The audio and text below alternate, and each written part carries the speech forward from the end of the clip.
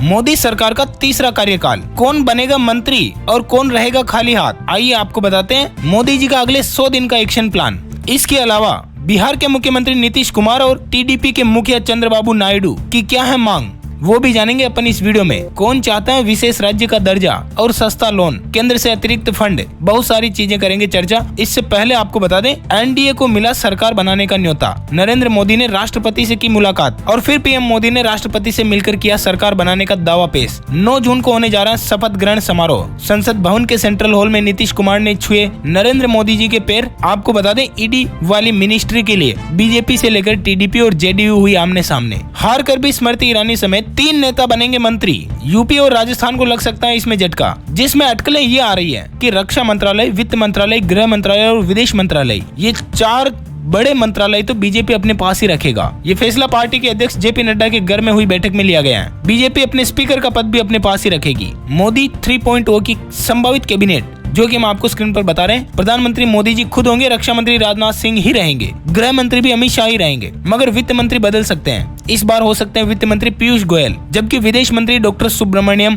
S Jaishankar रहने वाले हैं। अब बाकी के 18 चेहरे, निर्मला सीतारमण से लेकर नितिन गडकरी, स्मृति ईरानी, भूपेंद्र यादव, धर्मेंद्र प्रधान, प्रहलाद जोशी, नारायण राणे, डॉक्टर वीरेंद्र कुमार, गिरिराज सिंह, ज्योतिरादित्य सिंधिया, अश्विनी वैष्णव, गजेंद्र सिंह शेखावत, किरेन रिजिजू, हरदीप सिंह पुरी, मनसुख मांडविया, अनुराग सिंह ठाकुर, पुरुषोत्तम रूपाला और जी किशन रेड्डी, इन्हें क्या सौंपा जाएगा। और मध्य प्रदेश के पूर्व मुख्यमंत्री Shivraj Singh Chauhan, JP Nadda, Chirag Paswan, doctor मंजूनाथन, HD Kumar स्वामी और जीतन राम मांझी भी है इस लिस्ट में शामिल। टीडीपी से भी मंत्री पद के संभावित नाम सामने आ रहे हैं। राम मोहन नायडू, पेम्मासानी चंद्रशेखर, लाऊ श्रीकृष्ण देव रायलू और श्री भरत, ये 4 मंत्री टीडीपी से बनाए जा सकते हैं। जेडीयू से मंत्री पद के संभावित नाम है ललन सिंह, रामनाथ ठाकुर, संजय झा और देवेश चंद्र ठाकुर। तो ये सभी तो हुए बनने वाले होने वाले मंत्रियों के नाम। अपन चर्चा करते हैं इस वीडियो के अंदर कि मोदी कैबिनेट के अंदर 100 डेज प्लान जो लागू होने जा रहा है, उसमें क्या कुछ है खास, और ये लागू हो भी पाएगा या नहीं, क्या मुश्किल है और क्या आसान है। मुस्लिम आरक्षण से लेकर यूसीसी अग्निवीर पर नहीं बनी सहमति, क्या झुकेगी अब बीजेपी।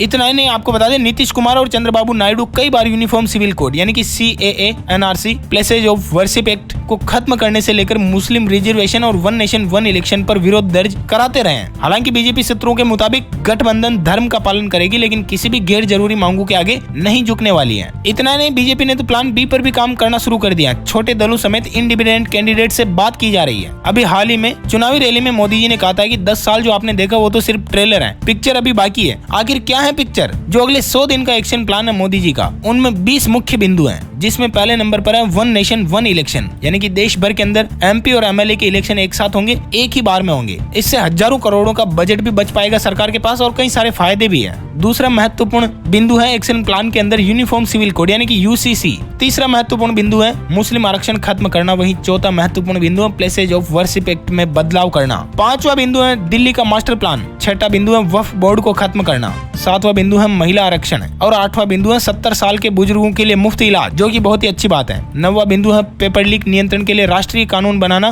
10वां बिंदु है CAA का कंप्लीट इम्प्लीमेंटेशन लागू करना। 11वां बिंदु है यूनियन बजट को लेकर और 12वां बिंदु है न्यू एजुकेशन पॉलिसी। 13वां बिंदु है जनगणना, जो कि 2026 में परिसीमन होना है। 14वां बिंदु लखपति दीदी की संख्या 3 करोड़ तक ले जाना। 15वां बिंदु है PM सूर्य घर मुफ्त बिजली योजना को लेकर और 16वां बिंदु है किसानों के लिए ऑयल सीड्स और प्लेसेज पर ध्यान देना। 17वां बिंदु है भारत को तीसरी सबसे बड़ी अर्थव्यवस्था बनाना और 18वां बिंदु है रिफॉर्म से लेकर परफॉर्म और ट्रांसफॉर्मर पर ध्यान देना। 19वां बिंदु है स्केल, स्कोप, स्पीड, स्किल के एजेंडे पर काम करना। मगर इनमें से कुछ मुद्दे ऐसे हैं जिन पर जेडीयू से लेकर टीडीपी तक को है एतराज। हालांकि भले ही नीतीश कुमार ने बीजेपी सांसदों को समर्थन पत्र सौंपा हो, मगर केसी त्यागी का कहना है कि अग्निवीर योजना को लेकर लोग नाराज हैं, जो ओल्ड पेंशन स्कीम है उसको लेकर लोग नाराज हैं, और साथ ही ये भी कहा कि हम इनके खिलाफ नहीं है, लेकिन सभी के हितों का ख्याल रखकर रास्ता निकाला जाना चाहिए, जैसे कि 1 नेशन 1 इलेक्शन और बाकी कई बिंदुओं पर हम आपके साथ खड़े हैं। जातिगत गणना को पूरा देश मान रहा है, किसी का विरोध करने की हिम्मत नहीं है। और कुछ मुद्दे जिन पर जेडीयू चर्चा चाहती है, जिस बारे में हमने आपको बताया, 1 nation 1 election, uniform civil code, Agniveer जिसे अग्निपथ योजना कहते हैं, मुस्लिम आरक्षण खत्म करना, प्लेसेज ऑफ वर्शिप एक्ट में बदलाव, वक्फ बोर्ड को खत्म करना और CAA का कंप्लीट इम्प्लीमेंटेशन। इन सब के अलावा भी महिला आरक्षण के भीतर OBC SC ST महिलाओं के लिए अलग से आरक्षण की व्यवस्था करने पर भी नीतीश की तरफ से पहल हो सकती है। जेडीयू सार्वजनिक क्षेत्र की कंपनियों में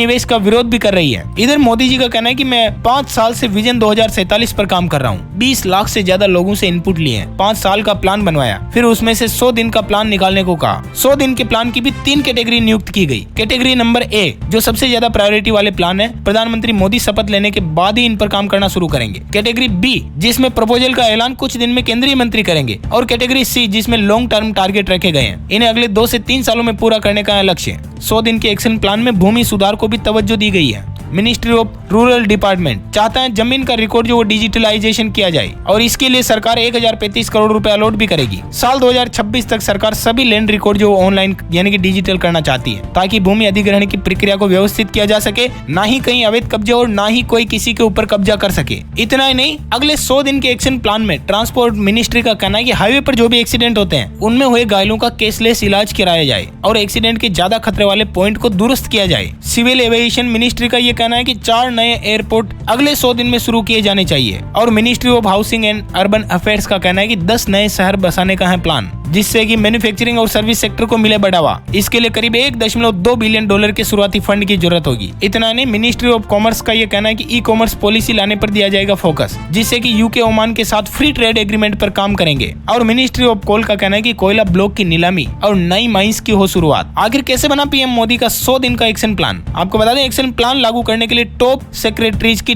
10 कमेटी बनाई गई। सभी मंत्रालयों को शामिल कर रिपोर्ट मांगी गई। राज्य सरकारों से भी सलाह ली गई। कारोबारियों से लेकर सिविल सोसाइटी और युवाओं से सुझाव मांगे गए और इसके लिए 2700 से ज्यादा की मीटिंग हुई। 20 लाख से ज्यादा लोगों से सुझाव मंगाए। इन सब का निचोड़ से एक्शन प्लान को रोड मैप में बदला जा रहा है। और इन 100 दिन के अलावा यूथ के लिए, युवाओं के लिए अलग से 25 दिन काम होगा, जिसमें युवाओं के लिए एजुकेशन, जॉब, स्किल डेवलपमेंट और स्पोर्ट्स के मुद्दों पर ध्यान दिया जाना बाकी है। ये भी पूरा किया जाएगा। तो क्या है अब आपकी और अलग से मांग? बताओ जरा नीचे कमेंट्स करके। क्या आप खुश हैं मोदी जी के तीसरे कार्यकाल को लेकर अगले 100 दिन के प्लान से? बताओ जरा नीचे कमेंट्स करके, और साथ ही शेयर करना अपने सभी दोस्तों, मित्रों, भाइयों बहनों के साथ, ताकि उन तक भी एक काम की और रोचक जानकारियां पहुंच पाए। अपन जल्द मिलेंगे नए वीडियो में नए टॉपिक के साथ। तब तक के लिए thank you, take care, goodbye, जय हिंद, जय भारत, वंदे मातरम।